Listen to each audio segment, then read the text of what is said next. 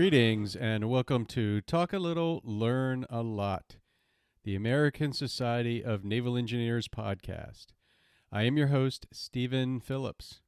In this podcast, we talk a little and learn a lot about naval engineering while inspiring the next generation of STEM professionals.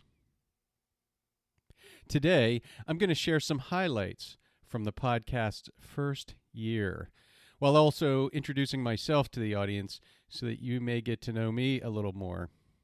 To that end, let me tell you how I got started here with ASNI. Believe it or not, this is not my first podcast. I'm also the host of Preble Hall, the Naval Academy history podcast from the Naval Academy Museum of the same name. Preble Hall was created by Dr. Claude Barabee while he was director of the museum. Claude had me on as a guest, then as a guest host, which eventually led to me as one of the Preble Hall hosts. Now I also manage the podcast. So if interested in naval history, check that one out. Last year, I met Dale Lumay, ASNI's chief executive officer, and after a series of discussions, I enthusiastically agreed to host Talk a Little, Learn a Lot. In the past year, I've had the privilege of interviewing ASNI's leadership, to include Vice Admiral Lewis, ASNI's president. I've interviewed two former assistant secretaries of the Navy and one who was at the time Assistant Secretary of the Navy for Research and Development. We'll hear a little of that later. Some may be wondering of the origin of the title of this podcast, Talk a Little, Learn a Lot. It is an homage to Rear Admiral Wayne E. Meyer, the father of Aegis. He had a mantra that went, build a little, test a little, learn a lot. Many have adopted this approach to try to foment innovation. Admiral Meyer is mentioned in many of the podcast episodes to date, especially those that highlight the story of Aegis 15 years later. This is the most recent edition of the Naval Engineers Journal. We focused on this in Episode 5 with Rear Admiral Tom Drugan and Episode 29 with the Honorable Sean Stackley, one of the three former Assistant Secretaries of the Navy that have been on the show, and Episode 30, the last episode when Troy Kimmel provided an overview of most of the articles in the journal. I recommend listening to all three, as well as reading this edition of the Naval Engineers Journal in particular. Our guest for episode 14, published on November 4th, 2024, was Astronaut Andre Douglas. Andre is a Coast Guard officer with degrees in mechanical engineering from the Coast Guard Academy, naval architecture and marine engineering from the University of Michigan, and a doctorate in systems engineering from Johns Hopkins University. He is a member of the backup crew for Artemis II. Let's listen to a little bit of that podcast. And now you're serving as a Coast Guard reservist. But what did you do in the Coast Guard when you were on active duty? Yeah, active duty, I started off as a junior officer, focused on the first tour, which was like an electrical division officer and a few other collateral duties that we help with the ship. And my main function was to basically work the engineering plant, so understand all the main engines and the generators, auxiliary equipment. Became the damage control assistant, which involves how do you, protect the ship from fire, flooding, toxic gas. You have to really understand naval architecture, and that's why they sent me to school, to be able to understand ship stability and how to transfer oil and water to make sure we don't have any sort of, healing, riding moments, things of that nature. And so, there was a lot of different roles focused on engineering, but I also drove the ship as an officer of the deck. So understanding how ships move in the water and in an operational environment, it's very important to really experience that at a young junior officer age, so you can appreciate it when you start to lead people. And then in my later duties, after I went to grad school on the Coast Guard's dime, we ended up focusing on the marine safety engineering, which is slightly different than naval engineering in the Coast Guard's world. Marine safety engineering really focuses on the commercial aspect of shipping, not just naval engineering, which is primarily Coast Guard military ships. So we were analyzing, cruise ships, passenger ships, offshore drilling units, MODUs, what they call them, and ferries, things of that nature. And we got very technical and deep whenever we did salvage engineering operations to make sure we could, fix the ship with technical analysis that we report up to the chain of command. So that's kind of how I, got familiar with naval engineering, marine engineering, and applied it in the Coast Guard because they paid for the education for me to give back to them as an investment. And when you were in that naval architecture and marine engineering program, did you have a thesis that you had to complete or a final project that you had to work on? And if so, what was it?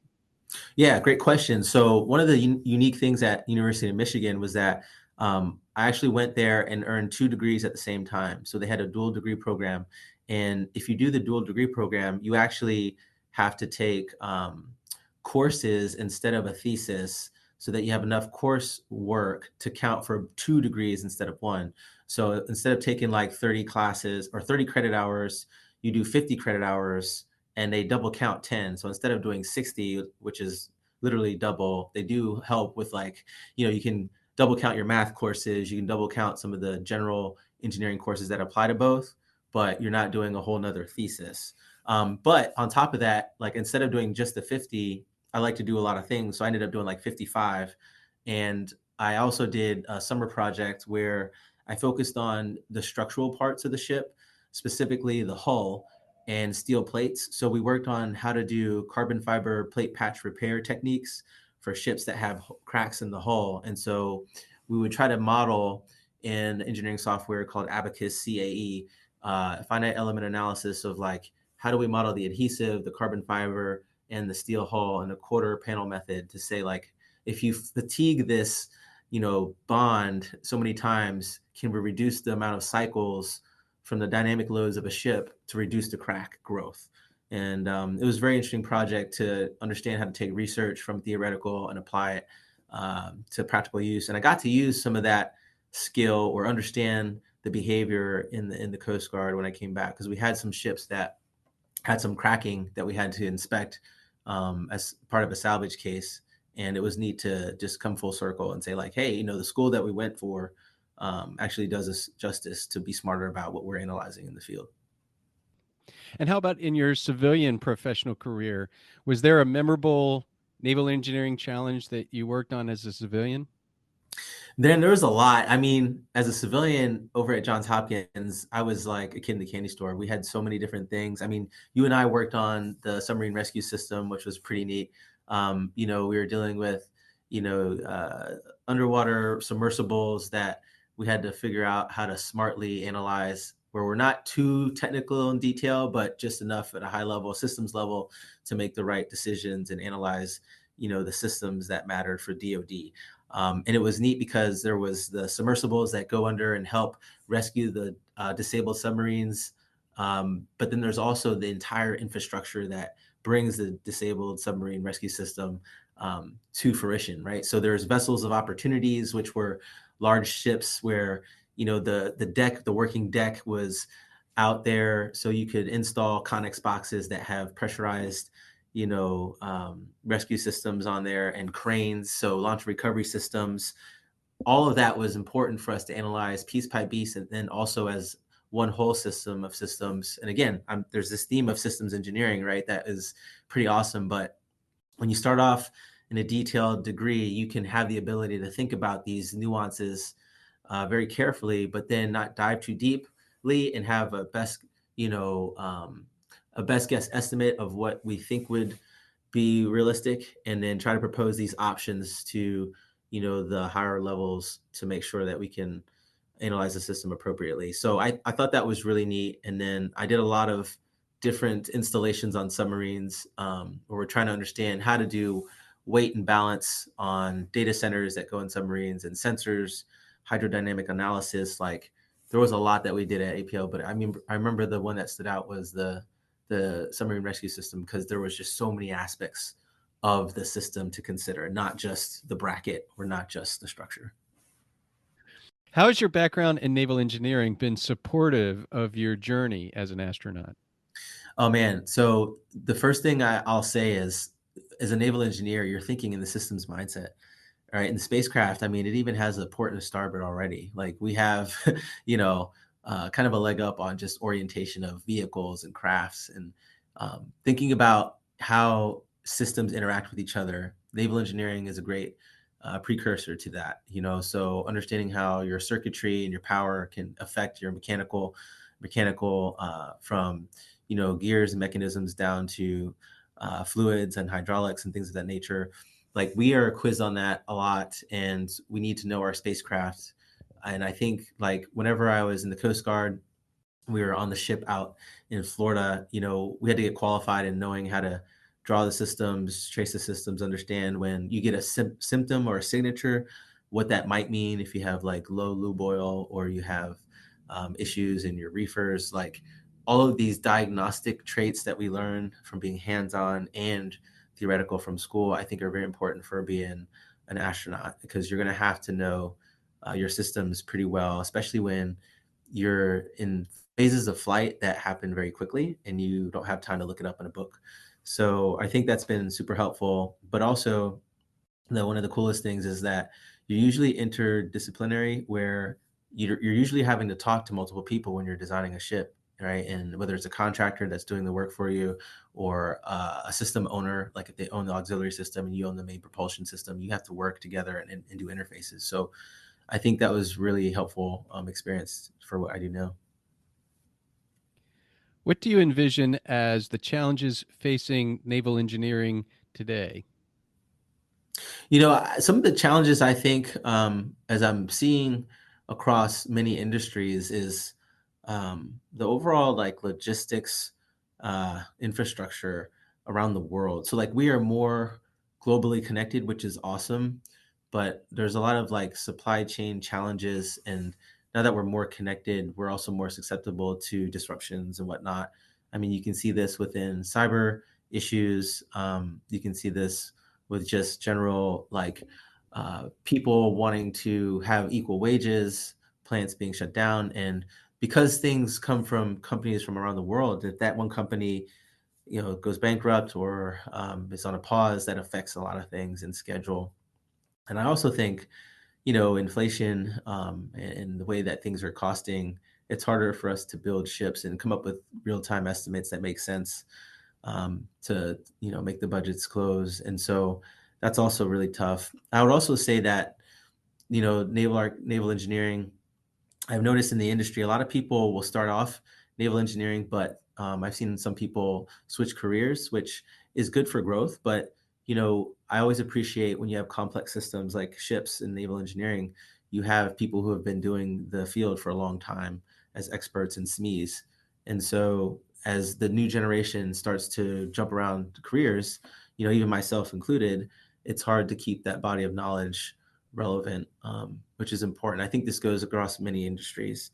But and we also noticed just that there's a bit of a change or an imbalance coming of, you know, American shipbuilding, Japanese shipbuilding, Korean, and all the superpowers. That there's all this shifting going around, and we're trying to figure out what makes sense. So it's very interesting. What advice would you give to those that are interested in a career in naval engineering? Those young students that are in the, sort of in the STEM degrees right now, or that are thinking about STEM. Yeah, so I would say for naval engineering, if you are interested, definitely check it out, and it's going to give you more skills than I think you anticipate. Because I mean, the cool thing is you get to dive into many different, subsystems. And so if you're not sure that you want to be electrical or like hydrodynamicist or aero even, you'll see a lot of principles within naval engineering. So highly encouraged to explore it, because within naval engineering, you can choose to stay high and broad, or dive deep into, main propulsion system, or seakeeping systems, things like that. So you have a lot of options to where you don't have to feel siloed. I hope that we can have Andre on again. ASNI hosts several events throughout the year. I encourage anyone who is listening to visit the ASNI website for upcoming events. Last year, I attended the Science and Technology Symposium. One of the guest speakers was the Honorable Nickolas Guertin, who at the time of the recording was serving as the Assistant Secretary of the Navy for Research, Development, and Acquisition, more commonly known as ASNRDA. After listening to his talk, I was able to conduct an interview in which I asked him to expand on the talk while also learning more about him and his career. Let's hear part of that interview. In your remarks, you identified that we have a whole of society problem, and that this includes a focus on naval engineering, especially shipbuilding. How will we address this challenge? That's a big problem we're facing currently because we have very few universities that are teaching naval architecture and marine engineering. I think that with the advent of the possibility of having a Ships for America Act, where we will, as a nation, look to get back in the business of building maritime ships as well as combatant ships, that call for being a part of the shipbuilding community, both as waterfront technicians as well as engineers and designers, will draw more people into this business, and that will help me or my successors better build the nation's military naval capabilities. Mr. Secretary, you mentioned that you're an ASNI member. I'd like to shift now to ask some questions about the organization and your view of the organization itself. But let me start with a question that I ask all ASNI members when we normally start the podcast, and that is, when did you first realize that you had a passion or affinity for naval engineering? Well, I'll tell you, I started out of high school enlisting in the Navy as an electrician's mate for nuclear submarines. And later on, I was fascinated by really the engineering beauty of steady-state nuclear power operations and wanted to be a part of designing these amazing machines. To the extent that I even went past my kind of baseline qualifications and learned and got qualified to be an engineering watch supervisor, which is something people normally don't do until their second sea tour. But I emerged out of my 6-year enlistment with a passion for engineering and desire to be involved in building systems like that, being a part of building something great and perhaps even leading it someday. Never in my wildest imaginations back in those days that I would end up being at the position that I'm in now. It's been an amazing ride. With 30 episodes to date, I've asked many guests about their background while giving very little of my own. You've heard that I'm a podcaster, and indeed I do consider myself also a naval engineer. For most of my career, I've been called a systems engineer.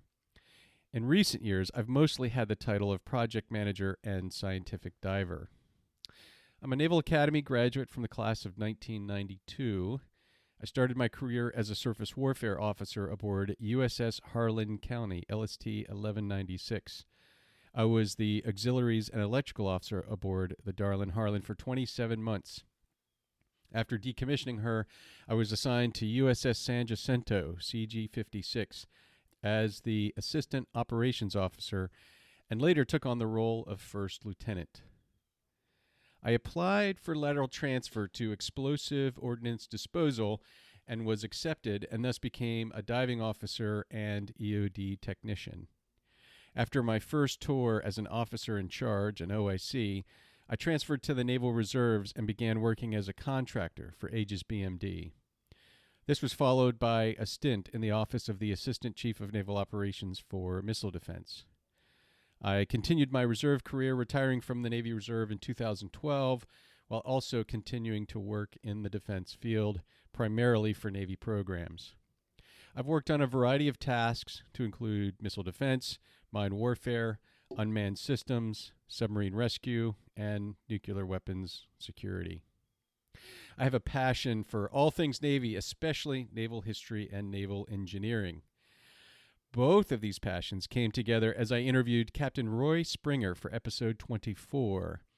When I interviewed him on February 28th of this year, Captain Springer was 97 years young. I wanted to talk to him because he was the longest-serving commanding officer of USS Albacore, a test submarine, the first to have a proverbial teardrop shape. We discussed the ship's design, how it was used to evaluate concepts for future design of the submarine fleet as it was transitioning to nuclear power, and we even heard a harrowing sea story. So take a listen. Roy, let me start with the basics on USS Albacore. She was a test submarine built by Portsmouth Naval Shipyard, officially designated as Auxiliary General Submarine, or AGSS, with the hull number 569. Albacore is the first submarine to have a unique, I'll call it a teardrop shape. We can talk about that in more detail. Commissioned in 1953, it was decommissioned in 1972. And then in May of 1985, she was placed in her current position, in effect landlocked on a concrete cradle in what is now known as Albacore Park. Can you talk about the shape of the hull and some of the other unique things about Albacore? Albacore was a unique submarine because the hull was as close as possible to a teardrop shape. And of course, teardrop occurs when it's either in a gaseous or liquid medium. Now, we hear about aerodynamics and hydrodynamics. The only difference is that aerodynamics is in compressible air, hydrodynamics is in non-compressible water, so there are minor differences in what a teardrop would take as its shape. And of course, when Albacore was built, you needed to have a little bit of deck space for surface operations.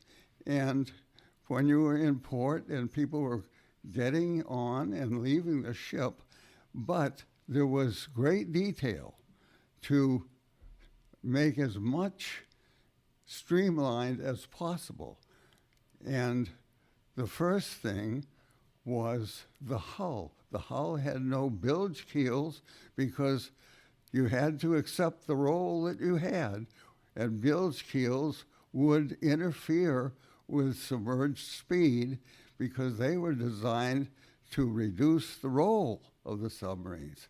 Also, we had in one phase of our operations a new test out antenna, and previously antennas were wire strings and they would be exposed on the surface, but after you dove, you didn't have communication capability by radio. So Albacore had a helical antenna that was placed in a mast that was about 7 inches in diameter. It had no fairing to reduce the strain when we were submerged at high speed. So after I had left the command, the helical antenna one time was left up after the submarine submerged, and it got bent over by the velocity. And the detail of reducing drag was so great that our mooring cleats could be turned 180 degrees and they were smooth, and whereas when they were up to moor, they were obstructions to smooth flow. I bet that helped with keeping the submarine quieter, allowing her to be faster. I mean, just so many things went into thinking about the design of her hull. I want to know if you could also talk about, she had some very interesting control surfaces that were different from other submarines of the day. Could you share about those? Well, the Albacore in phase one had its stern control surfaces mounted after the propellers. It only had one propeller at that time, but it was mounted after that propeller, and it had horizontal fins that were stationary ahead of the rudder assembly to improve longitudinal stability.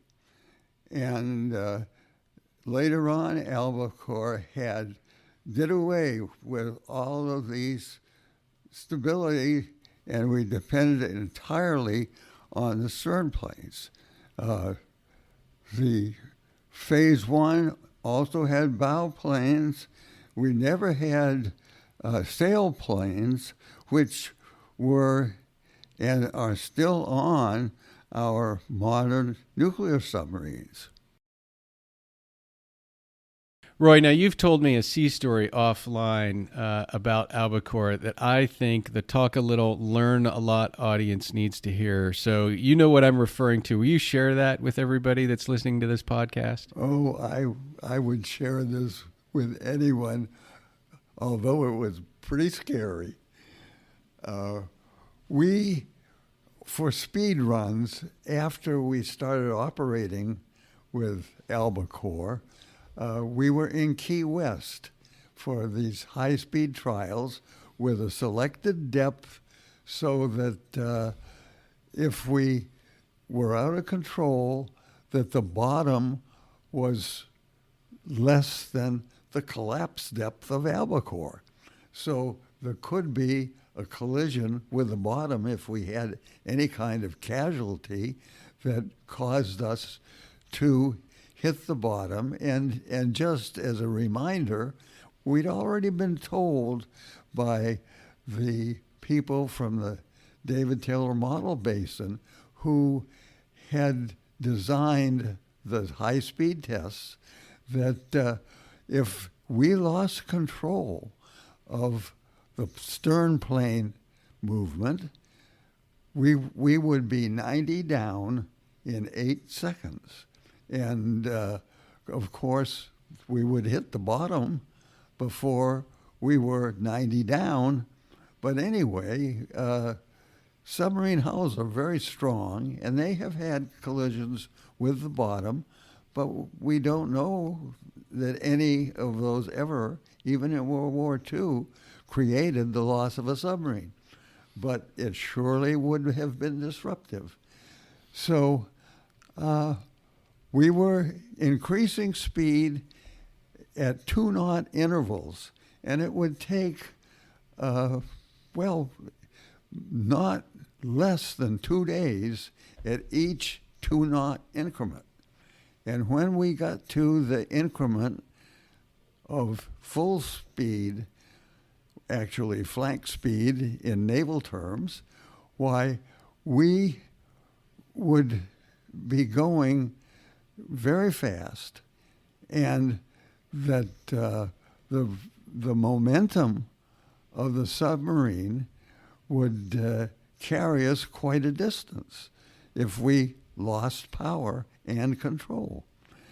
And so we had a circuit breaker for each battery, and they could be independently connected to propulsion or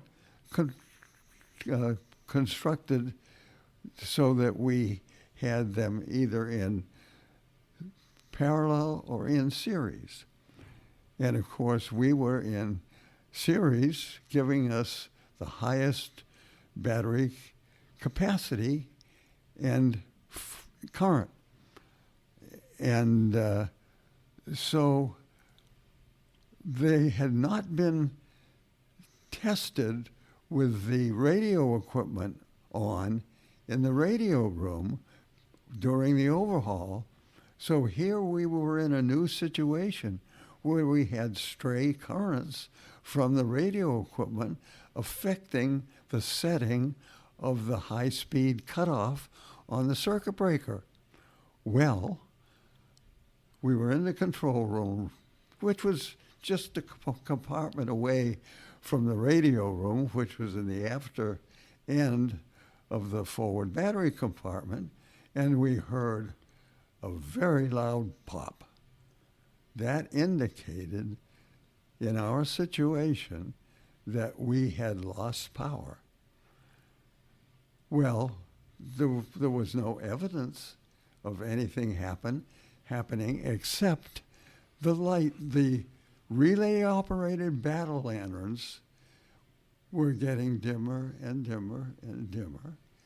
And finally, they went off, and we were in absolute darkness at the highest speed we could go.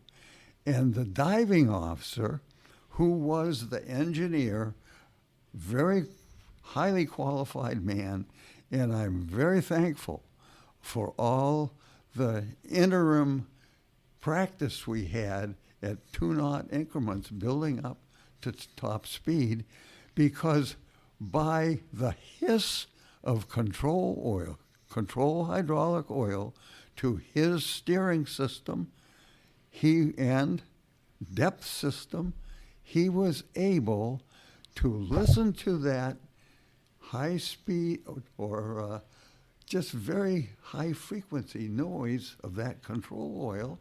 And with that, he knew whether he was moving his planes at all or not. And by that and the feel, over those several seconds that we were in that very perilous situation, he was able to control our depth, so we had no extreme results of the casualty. Amazing. I mean, that's downright heroic, isn't it?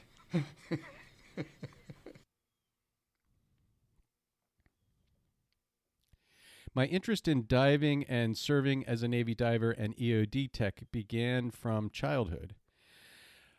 So I tried out for an elective summer cruise slot to attend the Naval Diving and Salvage Training Center following my plebe year. It was then that I learned about the International Submarine Races. This is a biannual competition in which teams, mostly colleges and universities, build a human-powered submarine and race it. The Naval Academy won the inaugural race while I was in dive school. Navy's team required one to be a qualified Navy diver, so I tried out for and subsequently participated in the second international submarine race. I was the propulsor for the Academy's second boat. I later participated in 2 other races in the early 2000s as a safety diver.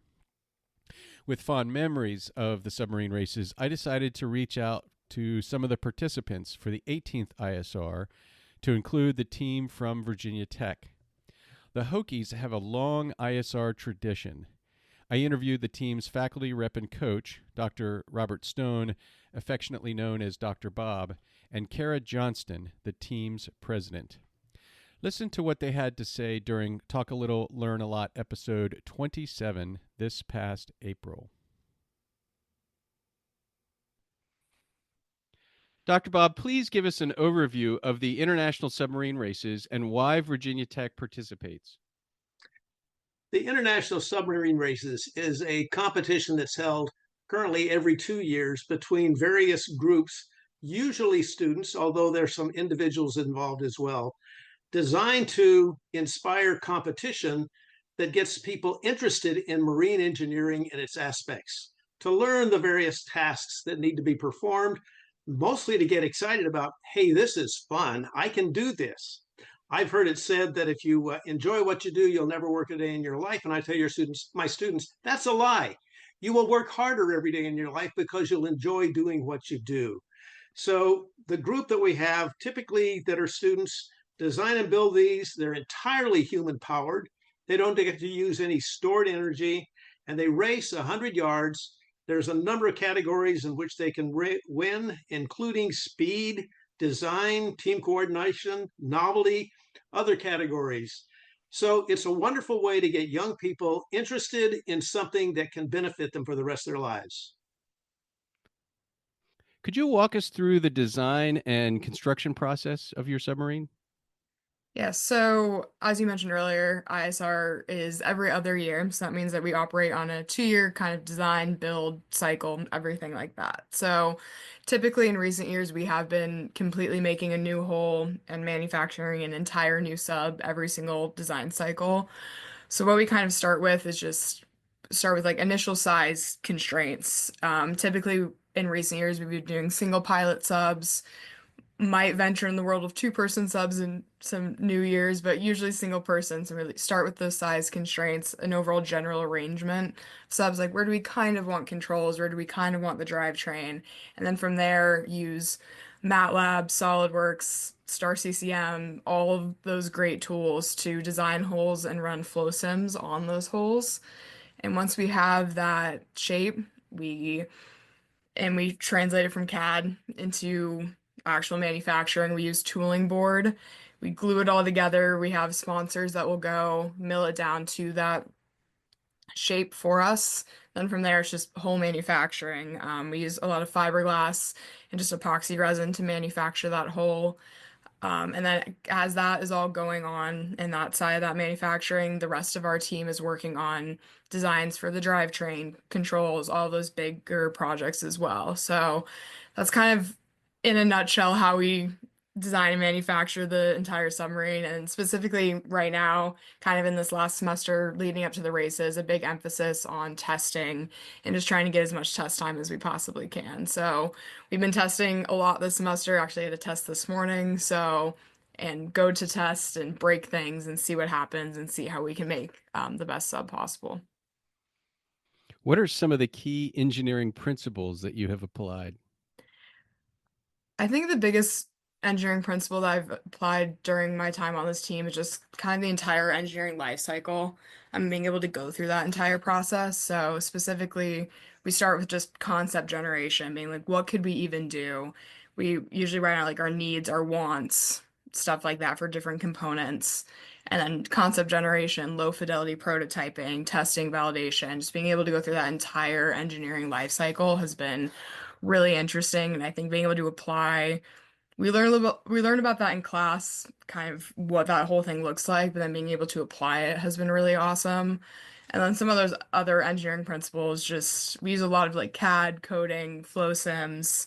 It's kind of more of those tools, but definitely just trying to understand what a system will do, what we expect it to do, and just trying to like understand a lot of problem solving as well, and definitely kind of on the spot problem solving is a very, very big one too.